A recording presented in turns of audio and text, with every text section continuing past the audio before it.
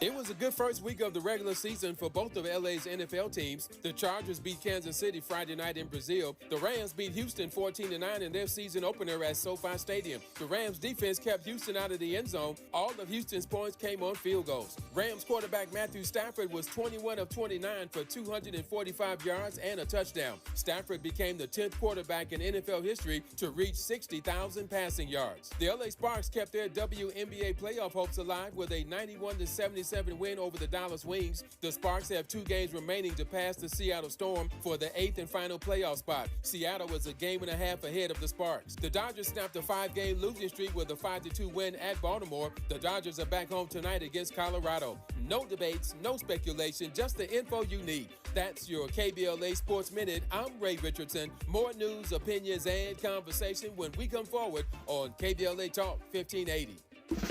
Are you ready to be a part of the conversation that will help shape our nation's future? Get ready to join us for the Left Coast Forum, Saturday, October 25th at LA Trade Tech, where progressive voices will come together to tackle the issues that matter most to working families across Los Angeles and beyond. From economic justice to climate action, from healthcare to housing, we're bringing together the brightest minds and most passionate advocates for real solutions and real change. With workshops, 2 major keynote addresses, and a closing reception with great music and good food. It's the Left Coast Forum, where your voice matters and your ideas take action. Saturday, October 25th at LA Trade Tech. Brought to you by KBLA Talk 1580 and the LA Progressive. The future won't wait, and neither should you. Mark your calendar now to be there and be heard. Stay tuned to KBLA Talk 1580 for more details.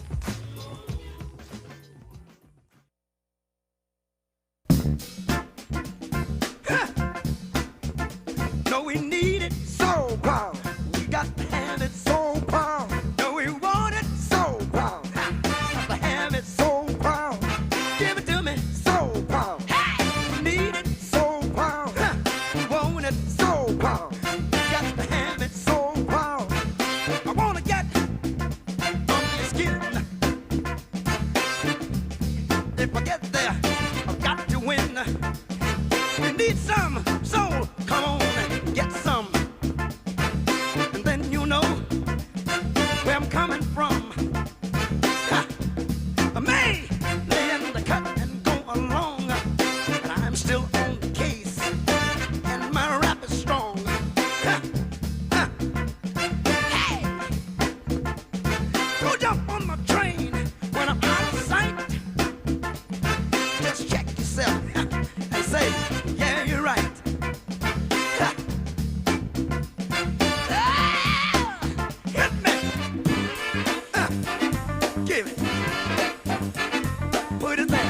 It's hard to step on the Godfather, but you know how we do it around here. Every Monday and Thursday at the top of the second hour, let it ride, Miles. Dr. West chooses his own walk-on music, and he's going with the Godfather today, Soul Power. Talk to me, Doc. Talk to me. My dear brother, soul power means resistance. Resistance is predicated on resilience. There is no resistance without resilience and remembrance.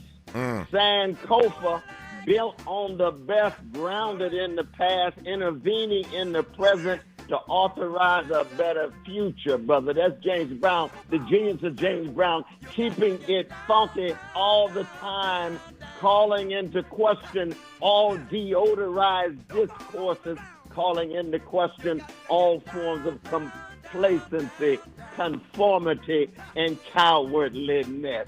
That's where we come from, brother. Turn it up, Miles.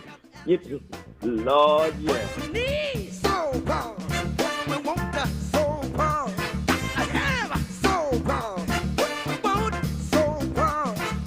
What we're missing, what we're missing. So James, you hear James right there in that lick saying what we're missing, what we need is soul power. The Democrats need and are missing soul power. How do they find it, Doc? How do they find it?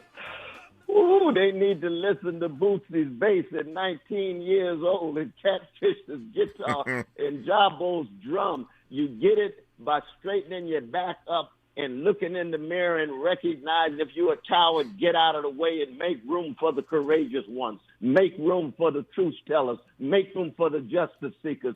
We living in a dim moment, and we've got to have examples of folk who got soul power, not deodorized presence, brother. I am not, just for the audience, and I think they know this, I think my record speaks for itself over all the years I've been doing what I've been doing, and I think Doc's record speaks for itself. So this is not about beating up on the Democratic Party. It is about drawing our attention to what's going to happen later this month when the government runs out of money. And Democrats, as I said in the first hour, they have a major decision to make how they show up and whether or not they align once again with Republicans to keep the government open, or whether or not they have the courage, the conviction, the commitment, the character to draw a line and say, we will not fund a government that's being run the way that Donald Trump is running it, and be able to make that message, take that message effectively to the American people. But here's the reality. According to Gallup, the Democratic Party is polling at 34%. Its lowest level in the decades that Gallup has been asking the question. The Democratic Party right now is polling lower than Donald Trump. The Democratic Party right now is polling lower than the Republican Party. 34% polling lower than Donald Trump. How is that, Doc, an opposition party? It's not, though, brother. It's not. The Democratic Party actually funded the Trump government in March. You do not fund fascism. Now, they didn't realize fascism was going to move so quickly. Fascism is here. You don't fund fascism just like you don't fund genocide. Meaning what? There has to be a line in the sand. That's what it is to keep the funk real. You got to have a line in the sand. If your funk is fake, then it's fake, and say that. Say that. Now, I was with Anna Heather, God bless her. We were in Seattle, Quincy Jones's town, and Macklemore's town, and Ray Charles' town, and Jimi Hendrix' town. At Town Hall this weekend, had a wonderful time. Now, Seattle in 1919 was the first city to have a general strike. They shut the city down because there was such massive repression. What we need in the country, we don't have a strong enough trade union movement to have a massive national strike to shut the country down. But at least the Democratic government can shut the government down long enough to say, we are not going to fund fascism. We're going to have accountability. You're going to make sure you quit snatching these folk off the streets. You're going to make sure you don't have occupation of troops in cities. You're going to make sure you don't trash the universities and shape it in your image. You're going to make sure you don't destroy the health system of the country. Sooner or later, you got to draw a line in the sand, brother. If the Democrats won't do it, then the people have to do it. And the people have options. What are the options of the people? They can shut it down, they can tear it down, or they can burn it down. Now, we don't call for burning it down, even though the fire next time that you and Brother Cleveland was talking about and James Baldwin wrote about is already here. We don't even talk about tearing it down because we got our babies, we got our loved ones that we don't want to see them crushed. But we can shut it down as an act of accountability of a fascist government, man. All of this organized greed, all of this weaponized hatred, all of this routinized indifference toward the poor and the vulnerable. And as Christians, we say what? You and I will be judged by what we do for the least of these. That's soul power, brother. What's your gut tell you right now about whether Democrats will once again, to use your phrase, fund fascism later this month? Well, that's a tough question. The historical evidence says they'll cave in. But I'm ready to be surprised. Oh, yes. History's unpredictable, brother. Yeah. It's unpredictable.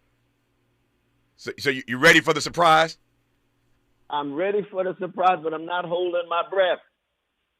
I like that. Ready for the surprise, but not holding my breath. So I'm going to give y'all a treat when we come forward. I was talking to Doc yesterday, as I mentioned earlier in the program, and I happen to know that in his course at Union, he's about to delve deep into some Dietrich Bonhoeffer. And there's an interesting parallel I'm going to let Doc draw for you. So I'm going to let y'all, we're going to be honored for the next few minutes when we come forward to sort of audit his class. Now, if you were a union, you'd have to pay for this. But since you're listening to Smiley and West right now, you're going to get it for free. But what is the connection? What is Doc going to be lecturing about in his class tomorrow night vis-a-vis Dietrich Bonhoeffer that we can take something from today on Smiley and West? You're listening to Cornel West. More when we come forward. Gotta get in the bracket. No, I like it. Hey!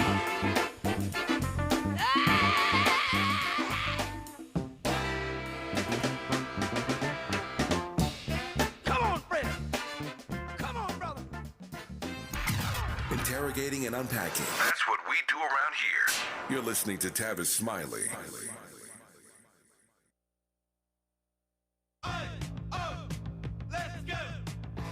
You're still glowing, flirting, grooving. You still got it. But your immune system weakens as you age, making it harder to fight flu, pneumococcal pneumonia, RSV, and COVID-19. Vaccines are a key part of any health routine and help strengthen your immune response. Ask your doctor or pharmacist which vaccines you need.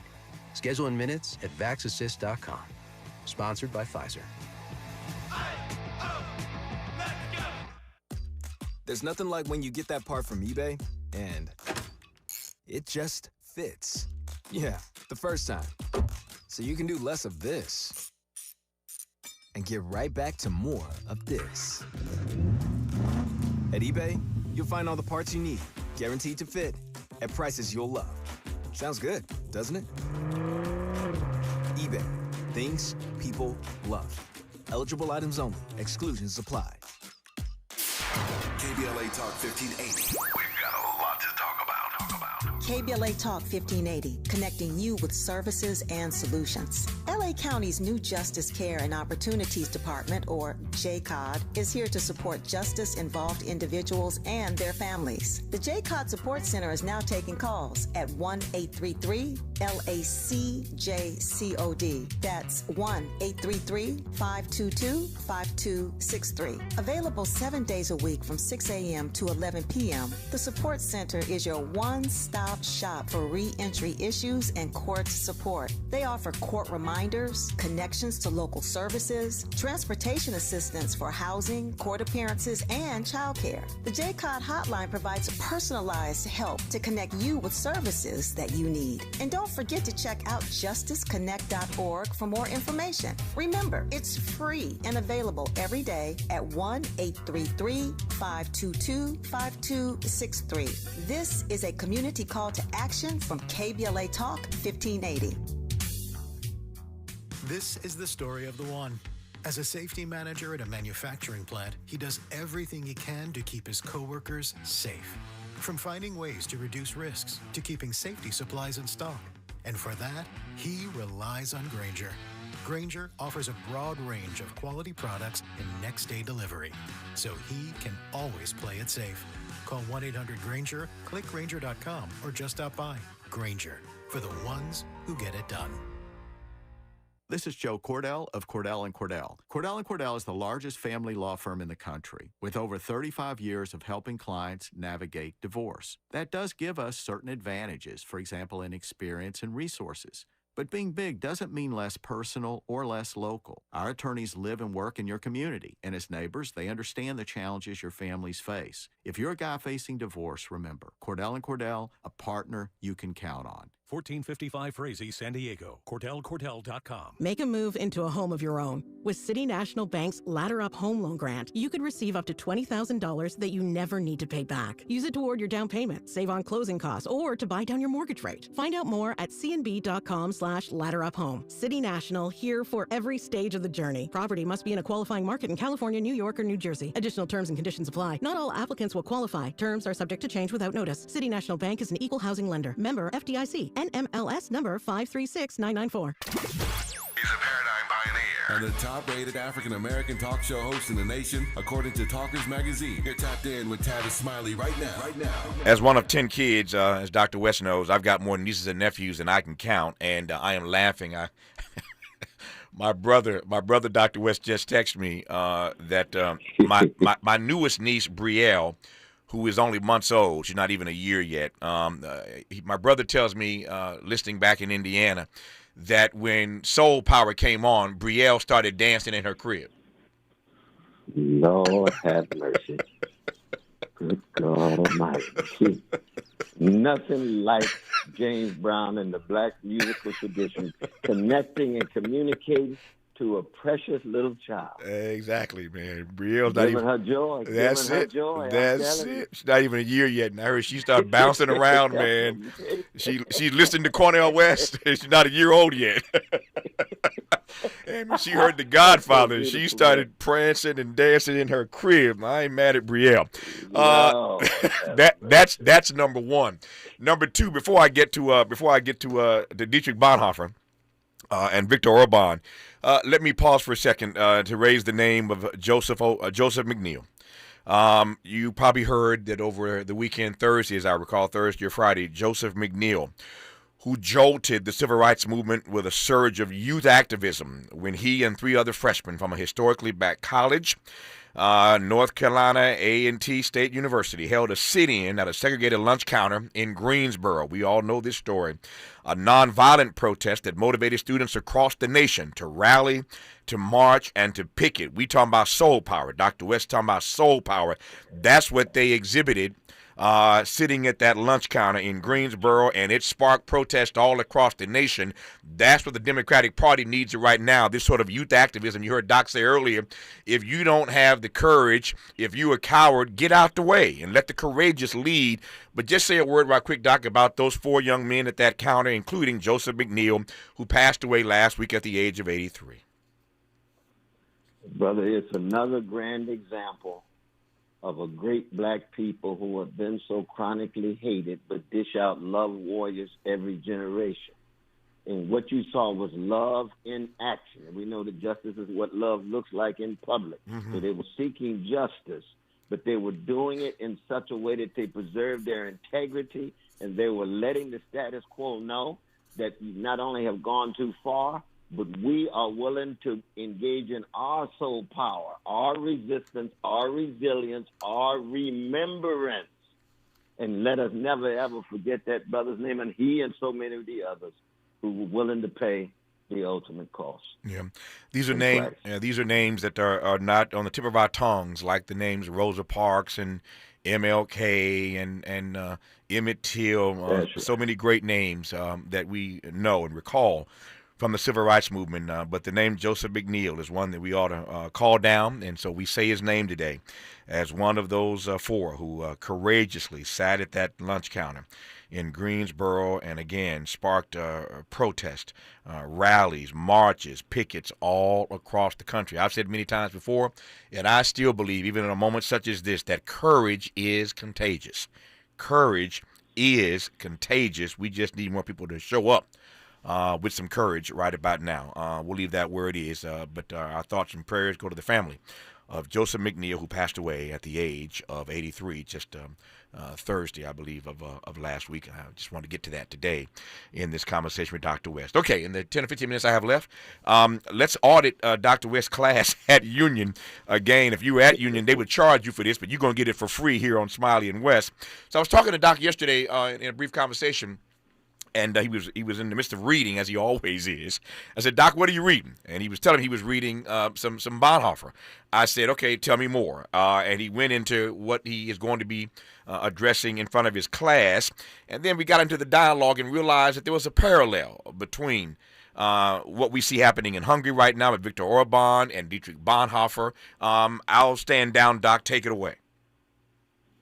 Well, indeed, I was reading The Cost of Discipleship. Remember that banner in Father Pfleger's church, The Cost of Discipleship. That Dietrich Bonhoeffer was one of the greatest Christian theologians and one of the greatest martyrs of the barbaric 20th century, who decided to become part of a group to execute Hitler. That 95% of his church had decided to actually support Hitler, and another 3% had decided not to support Hitler, but would not be in solidarity with Jews, would not be in solidarity with folk who were dealing with concentration camps. So Bonhoeffer pushed his love all the way toward execution. Very controversial. Ain't no doubt about that. Mm-hmm. But he had come to Union Seminary. At Union, he arrived at Union. He said, "This is a magnificent place, but I don't see enough gospel and theology here." And he founded an Abyssinian Baptist church with Reverend Adam Clayton Powell Sr., the father of Adam Clayton Powell Jr. And what he saw in that church was soul power at work, connected to the blood at the bottom of a cross. And he took that spirit with him back to Germany to be in solidarity with our Jewish brothers and sisters, our communists, our socialists, our gays and lesbians, all of those who were in those concentration camps. And he knew that the reason why Germany went fascist, in 15 years, Germany went from an imperial regime, which was the Prusso-German Empire that Bismarck had founded in 1871. 1918, it became a liberal democracy. It collapsed, a liberal democracy, because of the weakness of its leadership. The point that our dear brother Fontra was making, and became fascist in 1933-34. If we do not muster the courage to shatter the complacency and people just downright being scared and fearful, then American democracy is over. Fascism is here. And Bonhoeffer had reached that conclusion, but he had basically given up. I think there's some American possibilities here that the Germans just didn't have. I could be wrong, but I do think that. But Bonhoeffer reached the point that the Germans weren't going to do nothing, then he and a few folk were going to attempt to, and he died at the age of 39. And his legacy is a very, very deep and profound one as a Christian. And he believed in costly grace, not cheap grace, not the grace we bestow on ourselves, but costly grace, which means it will cost you your life, and the grace will give you a better life, a more abundant life, a truer life. You just said something that jumped out at me. Well, everything you just said is powerful, of course. But I did not realize until just now. That's why I say all the time, I always leave this studio smarter than when I come in every day. And, of course, whenever I talk to Cornel West, I am smarter, and all the better for my dialogue with him for these 30-plus years. I've been sitting at his feet learning and listening. But I knew that Martin was dead at 39. I knew that Malcolm was dead at 39. Bonhoeffer is dead at 39, too? Dead at 39, brother. And I want the world to know I learned so much from you, brother. It's a mutual, reciprocal thing. Ain't no doubt about it. But just like James Brown, what is he without Stop on the drums and Fred Wesley blowing his trombone? Yeah. You see, we all in it together. It's a collective thing. Yeah, no, I didn't realize that Bonhoeffer too was deceased at the age of 39. Years old. That number keeps jumping out at me. It's a fascinating number. So speaking of numbers, I think that there's so many of us. We're using this word authoritarianism more and more in this country. We're using the word fascism, regrettably, sadly, more and more in this country. And yet, the point you made a moment ago of how quickly, over a 15-year span, fascism took hold. That time frame is fascinating to me, and I don't know, again, back to the parallel, that we understand or we accept in this country how quickly we could be fully in a fascist frame, Doc. That's exactly right. You are so very, very right, though, brother. And it's partly because, you see, fascism is the rule of big money. One of the worst moments in the history of this country, and it will be talked about 100 years from now, is when those techno-billionaires are sitting around the table with Gangster Trump and speaking to him as if he is Augustus Caesar. It was unbelievable to see that kind of deference and just excessive exaltation, like he was almost a god or a demigod. Well, you see, when you have that kind of complicity and that kind of deference to the source of so much cruelty in the world here and abroad, that's what led toward Germany's fascism. It was a rule of big business. Big business said, yes, Hitler was all right. Then the universities and the professors said, yes, Hitler, it was all right. We're running scared. It was the presidents that capitulated, running scared. It was the churches that capitulated, running scared. Even initially, even some of the Jews So maybe should we capitulate? The Jewish councils and so forth. Thank God they had some strong Jewish voices that said, no, he already said in Mein Kampf, he's coming for us. He's coming for us. So when you have massive capitulation, some of it based on impotence and helplessness among working and poor people, but especially the well-to-do, the spiritual wickedness in high places who say, fascism is all right with me as long as I make my money. Fascism is all right with me as long as you keep those black people under control.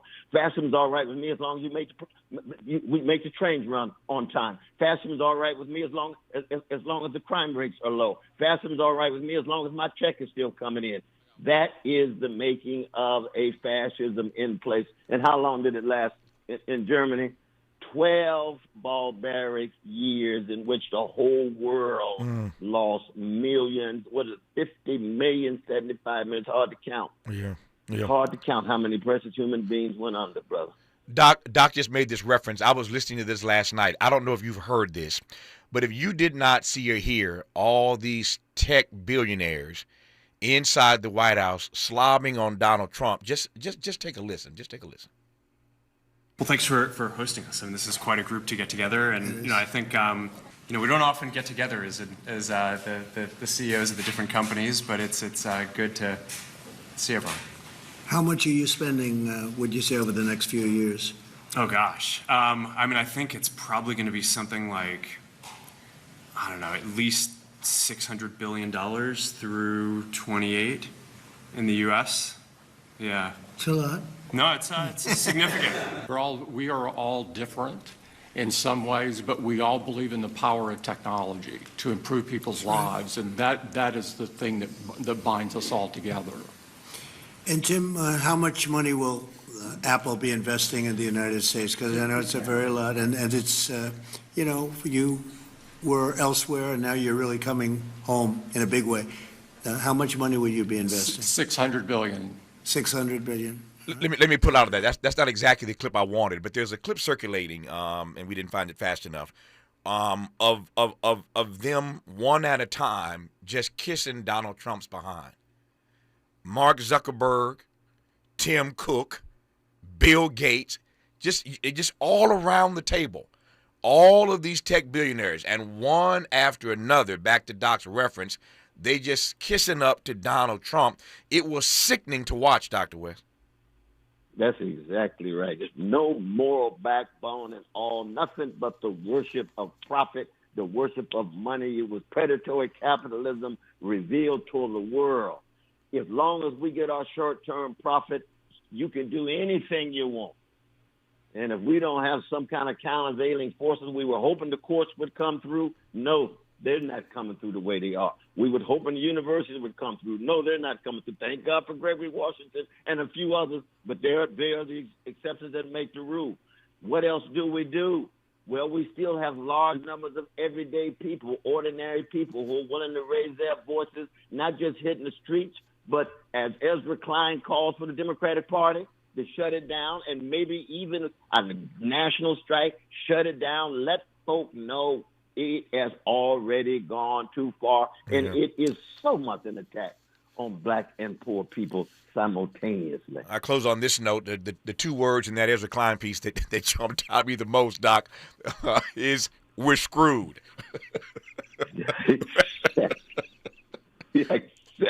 He just said, "Yeah, we're screwed." But what do we do when we're screwed? Yeah. We got soul power. That's brother. it. That's it. Soul power. That's Black people have been screwed for 400 years, but we still got soul power. And that's how you close a conversation with Cornel West, the same way you began it, talking about soul power.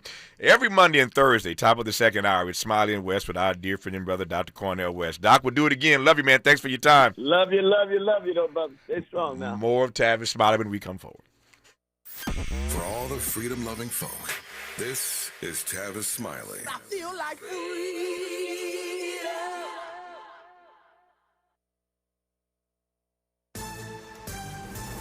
I'm Bree Wood with BIN News Now.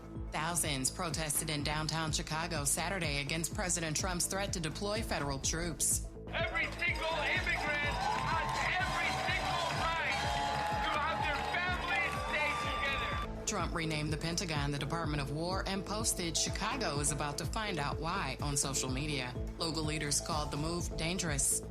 Former President Barack Obama won his third Emmy, earning Outstanding Narrator for Netflix's Our Oceans. His narration of the Indian Ocean episode beat out stars like Tom Hanks and Idris Elba at the 2025 Creative Arts Emmys.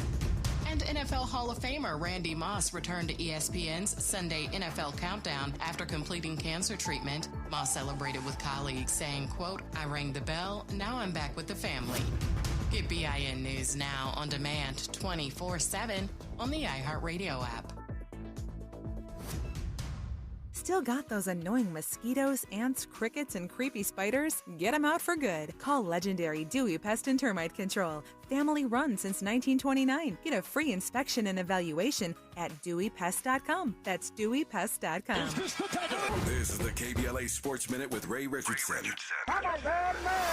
It was a good first week of the regular season for both of LA's NFL teams. The Chargers beat Kansas City Friday night in Brazil. The Rams beat Houston 14-9 in their season opener at SoFi Stadium. The Rams defense kept Houston out of the end zone. All of Houston's points came on field goals. Rams quarterback Matthew Stafford was 21 of 29 for 245 yards and a touchdown. Stafford became the 10th quarterback in NFL history to reach 60,000 passing yards. The LA Sparks kept their WNBA playoff hopes alive with a 91-77 win over the Dallas Wings. The Sparks have 2 games remaining to pass the Seattle Storm for the 8th and final playoff spot. Seattle was a game and a half ahead of the Sparks. The Dodgers snapped a 5-game losing streak with a 5-2 win at Baltimore. The Dodgers are back home tonight against Colorado. No debates, no speculation, just the info you need. That's your KBLA Sports Minute. I'm Ray Richardson. More news, opinions, and conversation when we come forward on KBLA Talk 1580.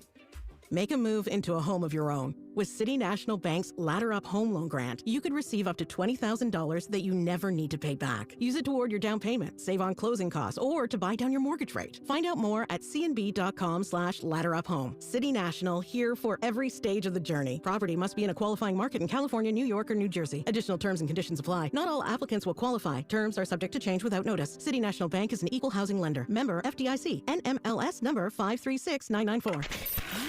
We've got a lot to talk about. I'm Reverend Gerald, the life coach. Is someone you love struggling with addiction and mental illness? Is improving your family's health important? Want to leave a legacy that your family can grow? Are you ready to enhance your perception of life experiences? Then wake up weekends at 7 a.m. with Urban Family Focus and get the wisdom, opportunity, resources, and motivation to live your best life. Join the conversation on Urban Family Focus Saturday and Sunday at 7 a.m. Unapologetically progressive. KBLA Talk 1580. We've got your black.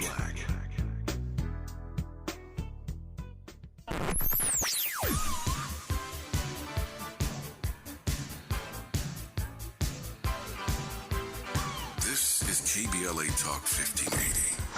Talk radio. That's music to your ears. We're unapologetically progressive. KBLA Talk 1580. San Diego's events calendar is full of flavor. Dig into local wine and food festivals, treat the family to kid-inspired deals all October, and get a taste of glory at the Breeders' Cup World Championship. Plan your trip now at sandiego.org/awesome all year. Funded in part with City of San Diego Tourism Marketing District Assessment Funds. Paid for by government.com. Did you know? The United States Mint has issued a new Morgan silver dollar coin in proof condition for the first time. Not only that, they are also minted in 99.9% pure silver for the first time ever in history. Coin experts are calling this an amazing opportunity for anyone that knows the enduring popularity of Morgans. But you must hurry. Only 400,000 of these legal tender silver dollars were issued. These first ever Morgan silver dollars are brand new with stunning mirror-like finish, minted by the iconic San Francisco Mint. Call now and you're guaranteed a new first ever 99.9% pure silver proof Morgan dollar. To learn more, call 1-800-973-9717. If you order now, you will receive a free coin collector bonus pack, a $25 value, free with every order. Call 1-800-973-9717 now to secure your new Morgan silver dollars before they are gone. That's 1-800-973-9717. As a mom, comforting my family is what I do best. Vicks Vapor Stick provides soothing, non-medicated Vicks vapors in an easy-to-apply stick, and it dries fast, so there's no mess. I use it to comfort myself and my family. Thanks, Mom. Vicks VapoStick, soothing comfort for the whole family. And try Vicks Vapo Shower Max for steamy Vicks Vapors when you need more comfort for yourself. Use as directed. Hey, listen to this. All I needed was a new starter. Got a great deal on eBay. Did it myself. Yeah, that's cool. But how about the soft purr of an upgraded exhaust when it fits just right? For me, it's the little things, like these new windshield wipers from eBay I installed. From small fixes to big upgrades, eBay has all the parts you need at prices you'll love. Guaranteed to fit every time. eBay. Things people love. Eligible items only. Exclusions apply. Freedom is an endless meeting. So let's get back to it with Tavis Smiley. I didn't want to tease anything and not come through for you. So before I jumped into this conversation with these two brilliant sisters in New Orleans, talking about how they're rethinking education in NOLA 20 years after Hurricane Katrina. It is our final conversation about Katrina 20 years later. We've had a number of these conversations, making sure we never forget what happened in the Crescent City 20 years ago. So stand by for that conversation in just a second. But again, I never want to tease you with something that I don't follow through on. This is the audio that I was looking for of these tech bros, these tech billionaires, just praising, kissing up to Donald Trump at the White House a couple of days ago. The voices you're about to hear: Bill Gates, Tim Cook of Apple, Safra Catz of Oracle, Sam Altman, OpenAI, ChatGPT, Sergey Brin, founder of Google, Sundar Pichai at Google, and Mark Zuckerberg. But just take a listen to the way all of them are just kissing up to this authoritarian leader at a moment such as this. This is the brain trust of Silicon Valley. Take a listen. Bill, would you like to say a few words? Thank you for incredible leadership, including getting this group together. Thank you, Bill. That was very nice. I want to thank you for including me this evening. It's incredible to be among everyone here, particularly you and the First Lady. I've always enjoyed having dinner and interacting. AI is going to change everything. You hear all of us saying that. But the fact that you are our president and you recognize this right away and you've unleashed American innovation and creativity. Echo the comments of Tim and others. Thank you so much for getting us all together, and thank you for being such a pro-business, pro-innovation president. It's a very refreshing change. I think it's a real incredible inflection point right now in AI. The fact that your administration is supporting our companies instead of fighting with them. We look forward to working together, and thanks for your leadership. Great job you're doing. Incredible, really, job. Would anybody like to say anything? You have a lot of geniuses on my right. Well, thanks for hosting us. I mean, this is quite a group to get together, and I think all of the companies here are building, just making huge investments in the country in order to build out data centers and infrastructure to power the next wave of innovation. So it's we don't often get together as the CEOs of the different companies, but it's good to see everyone. This is how authoritarianism takes control, takes hold, when the leaders of tech, one by one, are sucking up to the president who is behaving in authoritarian and fascist ways. That was part of our conversation with Cornel West, in case you just missed that dialogue. But I want to, again, to give you the correct audio that I was trying to put my finger on. Couldn't do it quickly enough. But if you haven't seen that, just Google it. Just Google it. I want you to see it. Because it's one thing to hear the audio of it, but I want you just to look in their eyes and to look at how dreamy they are as you're looking at Donald and Melania inside the White House, making all of these, sharing all this commentary about how great he is and how thankful they are to his leadership, just bowing down, bending the knee, kissing up. See it for yourself. You can Google it and find it everywhere, but that's the audio version of the content that I was referencing. All right, set that aside now. Got to move on. Adrinda Kelly and Stevona, Stevie, Elem-Rogers are our guest right now. They are the executive director and chief of community programs and partnership for an organization called Black Education for New Orleans, better known as NOLA. I've invited them on for our very last conversation and a series of conversations about Katrina 20 years later. I'm specifically turned on and excited about the work they're doing in rebuilding the city's learning pipeline for the years to come. Dren, how are you? Good to have you on the program today. Hi, Tavis. I'm doing great. Thanks so much for having me. Great to hear your voice. Stevie, how are you today? What's going on, Tavis? Happy to be here. Happy to have you on. Let me start with you, make the most of these 20 minutes or so that I have here to just get a top line on what you all are doing through NOLA. First of all, Dren, tell me quickly about NOLA. Yeah, so NOLA, the heart of our work is that we're the place where education, community, and culture connect.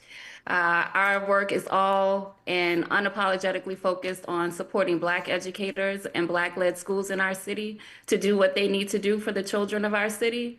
And, the work is a direct result of, the education changes that we saw not passively happen, but sort of be projected onto our city in the aftermath of Katrina. We lost a lot of our Black education talent in the aftermath of that storm. There's a story that we need to share about that I hope we can get into in this conversation. But the fact of the matter is, 20 years later, while we've done a better job of increasing the diversity and representation of our workforce, we have paid less attention to the ideology that workforce is bringing to the table and the relationships and sort of community centeredness that they're able to bring to the table. And so our work is specifically focused on building the capacity of our Black education workforce in those ways. So Stevie, Dren mentions the work. Tell me what that work looks like. Unpack that for me.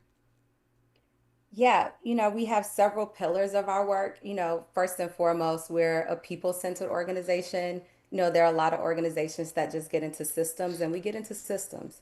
But it's more important that teachers feel whole, that they feel valued, and that they feel seen, that they feel named. And so a lot of our work is centered around advocacy of Black educators, right? A lot of our work is centered around building the capacity of Black governed, Black-led schools, needing to be both, with the understanding that Black people should have the choice to choose their own path for their families and for their children. And then a lot of our work is centered around making sure that educators have a space to network, to make sure that they have community with each other. So we have a Black is Brilliant Institute. We have a Black is Brilliant Summit that pulls on the on the advocacy front. And so that's mostly our work. Yep. No naivete here, Dren, but why the Black focus? Why the Black focus 20 years later? Why not? I know it's we're supposed to be, in a moment where saying Black is, comes with a lot of risk, right, in this current administration. But the fact of the matter is, as Ray Nagin famously said, New Orleans is a chocolate city and remains so. And educationally, it's just a fact. The majority of our children who are enrolled in our public schools do identify as African American. And so for us, given all of the research that's out there, I mean, it's not even disputable at this point. The research base is very clear that when you have quality Black educators in front of Black children, everything accelerates, right? Standardized test scores, if you care about that, college attainment and matriculation, if you care about that. I think even more importantly, self-concept, right? A sense of belonging and groundedness in who you are as a, in our case, a Black child from New Orleans. And so for us, focusing on Black educators particularly yields so many benefits for children. And this sort of gets to the heart of why NOLA was even created. Black educators in our city have been harmed, disenfranchised, under-resourced, and underinvested in.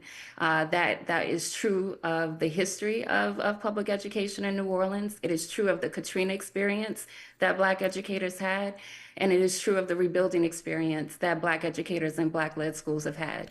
And so we focus on them because we know if we can unleash their impact, everybody wins. all across the country. I've discussed this ad infinitum, ad nauseum on this program. There is a shortage of educators. There's a shortage of nurses. There's a shortage of doctors in so many spaces in this country, in part due to the pandemic. We are seeing a shortage in certain proficiencies and in certain professions.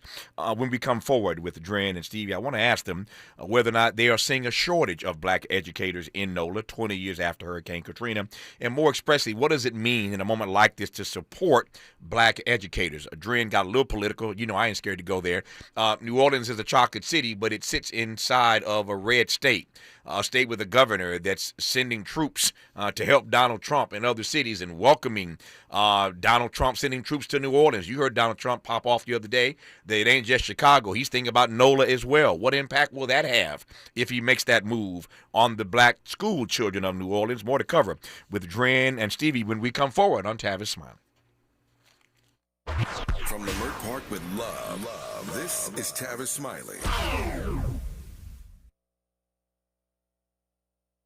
With a KBLA Talk 1580 editorial, I'm Dr. Nicolai Corte. Let's preserve black land stories before they're lost forever. I want to personally invite you to be a part of something historic. As journalist in residence for the Black Land Lost Narrative Archive Project, I've joined forces with powerhouse attorney and social justice champion George Fothery, the man who helped make history by delivering justice to the Bruce family in Manhattan Beach, securing the first known return of land unjustly taken from black owners by a local government. That victory was monumental, but it was just the beginning. For generations, black families have acquired land through grit, faith, and determination, only to lose it through violence, legal loopholes, forced sales, and systematic racism. What's been taken goes far beyond dirt and deeds. It's the erasure of wealth, identity, and legacy. That's why we've launched the Black Land Lost Narrative Archive Project, a national effort to collect, protect, and preserve the stories of black land lost before they're buried, forgotten, or erased altogether. Because there's power in telling black stories, there is resistance in remembering, and there's justice in being seen and heard. This is where you come in. We're inviting you to be a part of this historic black narrative archive. If you or someone you know has experienced land loss, displacement, or forced property sales, your story deserves to be heard and remembered.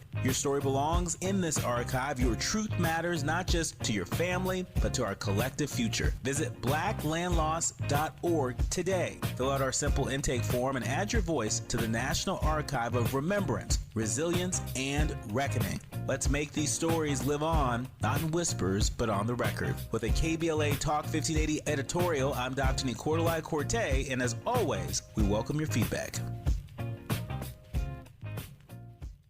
We asked seniors how to prevent Medicare scams. My best advice, if you get a phone call, do not talk to the person. These people are well-trained. Don't talk to them. They don't know me. They're just trying to scam me. Don't be fooled. Hang up. Just hang up. Never give out your Medicare number. They're going to get your number to put in a false claim. If I get a call from someone, I don't pick up the phone. And should I pick up the phone and they ask for information, then I hang up. How do you detect Medicare fraud? Just like I check my credit card statements, I check my Medicare statements monthly. Scammers can get a hold of your number, order medical devices through your account, and you're not even going to know about it if you don't look at your statement. Check your statement every month. If you get your statement and you see something that you know you did not have done, you report it. Call your Senior Medicare Patrol. To report Medicare fraud, call the Senior Medicare Patrol at 855-613-7080. Less monologue, more dialogue. Tavis Smiley continues right now. It does indeed. We're going to call this the Dren and Stevie Show with Tavis for the moment as we talk about NOLA 20 years after Hurricane Katrina. So I'm watching my time. It's getting away from me. So Stevie, I'm curious as to whether or not in New Orleans specifically, as we see around the country, there is a shortage of black educators 20 years after Katrina. Tavis, is a good question. I want to kind of go back to the beginning of what Dren echoed. Sure. Like, we saw a mass firing of thousands of teachers here, the majority of them Black women, and they have been the backbone of our school systems, right? And so NOLA was created in direct response to that. But here's the thing, when we think about what's happening in America right now, there are 300,000 Black women who have been fired, right? That's right. And down the line, someone may say, well, there was a shortage. Was it a shortage or were they systematically pushed out? Go on, Stevie. Come on, Stevie. Come on. So where we are now is that, we're about halfway where we were when this system was truly run by Black folk. So we're about halfway in kind of getting those efforts back up and going, but it's not the same demo. Black representation is one thing. People who are called with deep purpose to do their work is a different thing, right? Yeah. And so we have a lot of young Black teachers who we respect who are in the classrooms, but we've really lost our elders in this work and our veteran Black teachers in this work. They've been demonized, right? And so we do see that shortage here. Yeah. I think we have the issues that people all over the country have. Teachers aren't paid enough. But really the conversation is that Black people in our schools as teachers aren't respected enough. And so a lot of people, we have very, very high turnover here and everywhere else because teachers don't feel respected in their classrooms. They don't feel, particularly, at this time, that they can teach the things that they want to teach. The children want to teach Harriet Tubman. How? Like now it's a thing. We live in a state and in school systems, particularly that are at will, right? So the moment I come out my mouth and I want to teach about Black masking Indians, which is indigenous to New Orleans, I might get fired, right? So I think the conversations that we're asking are less around shortage and more around retention. And our work does look at how do we retain those Black educators and how are we becoming a liaison as an organization that links veteran Black educators with Black educators who are in the system now. Because that was broken. No, I'm sorry. I mean, step on you. The vision for NOLA is that every Black student in New Orleans will have a real opportunity to receive an equitable, quality, culturally affirming education in schools where they are loved, cared for, and able to realize their full potential. It doesn't seem like a lot to ask for, but as my big mama might say, it's just too much like right in New Orleans and elsewhere for that matter. When we come forward in our remaining moments with Stevie and Dren, I do want to ask Dren what it means specifically to support Black educators in NOLA at a time such as this. You're listening to Tavis Smiley. Helping to stretch your moral and political imagination. This is Tavis Smiley. Ron had a tax problem he just couldn't handle on his own. I owed the IRS taxes for over 5 years, but I didn't have any money to pay the taxes. Those years cost him dearly. Most of it was fees and interest. It was horrible. Ron finally called in the pros. I called Optima Tax Relief, and boy, am I happy I did. The leading tax resolution firm, Optima, is A+ rated by the Better Business Bureau. They've resolved over $1 billion for their clients. Ron was overjoyed. They settled my account with IRS. I was ecstatic. They are a lifesaver. They are. I am so happy. Take Ron's advice and call Optima now for a free consultation. Yeah, don't do like I did and wait. Call Optima Tax Relief. Do it now. You'll be ecstatic like me. Call 800-919-9077. 800-919-9077. 800-919-9077. Optima Tax Relief. Testimonial from an actual client. Some restrictions apply. For complete details, please visit OptimaTaxRelief.com. Lena Bloom for the Bail Project. Imagine you're stuck in a jail cell and you can't afford bail and someone offers you a way out. Just plead guilty and you can go home and kiss your kids goodnight. What do? What thousands have. You plead guilty whether you are or not. Cash bail makes poverty a crime. That's why the Bail Project helps those who can't afford it while fighting to end cash bail. Because freedom should be free. Brought to you by the Ad Council. Why'd I go to the doctor? My heart would race just taking my son to practice. It didn't feel right. So I got checked out. Turns out I have atrial fibrillation, which increases the risk of stroke about 5 times. Symptoms like irregular heartbeat, heart racing, chest pain, shortness of breath, fatigue, or lightheadedness can come and go. But if it's AFib, the risk of stroke remains. If you have symptoms, contact a doctor. I'm so glad I did.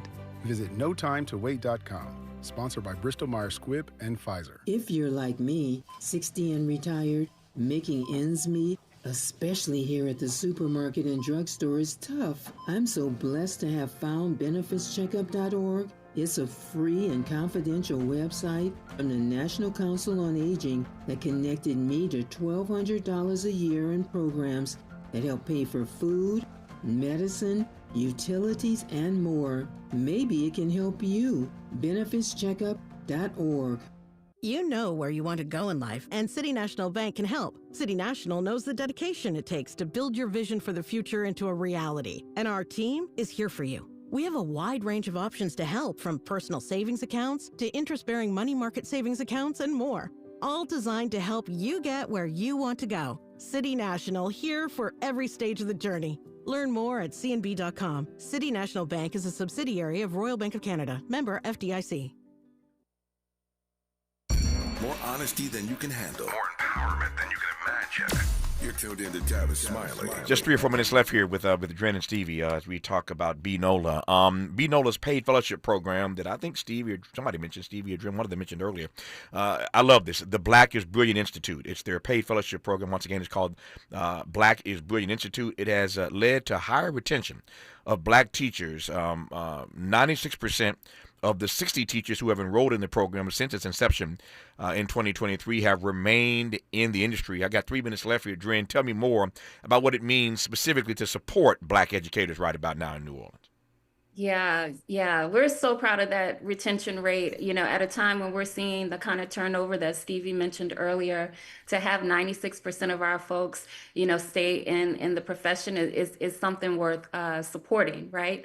We're doing something really well in that fellowship, and we know teachers need to be paid more. That should be easily able to get done, especially at a time when we're offering some of our immigration enforcement agents, 5-figure bonuses for meeting certain quotas. We should be able to figure out how to pay teachers more. Mm-hmm. That being said, in our work, what we hear more of are needs around community, right? Teachers feel a lot of isolation often in their day-to-day work. And so they're looking for spaces of community. They're looking for professional development experiences that actually speak to their needs. Mm-hmm. Not just sort of, these general PDs that don't have anything to do with what they're grappling with in the classroom and frankly in their lives.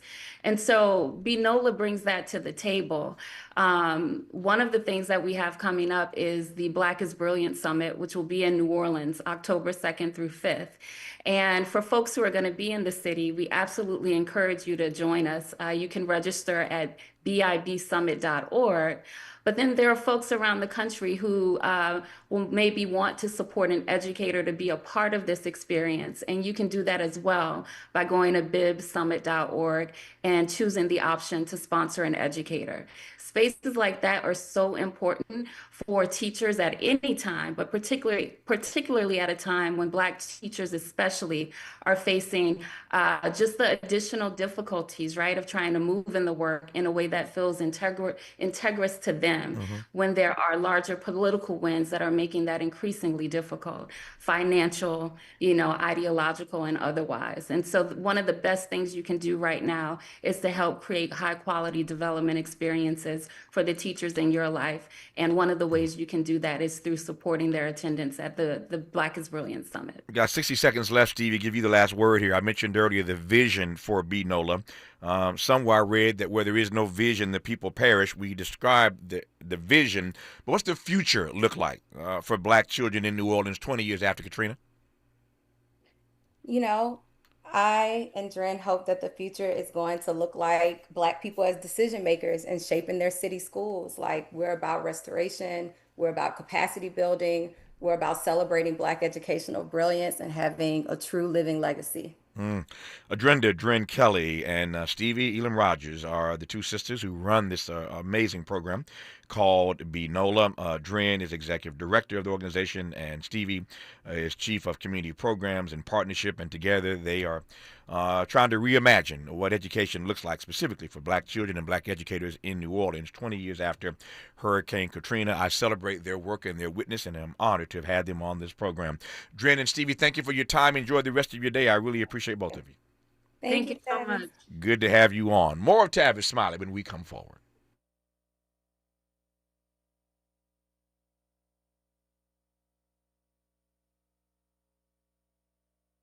KBLA 1580 Santa Monica. I'm Bree Wood with BIN News Now. Thousands protested in downtown Chicago Saturday against President Trump's threat to deploy federal troops.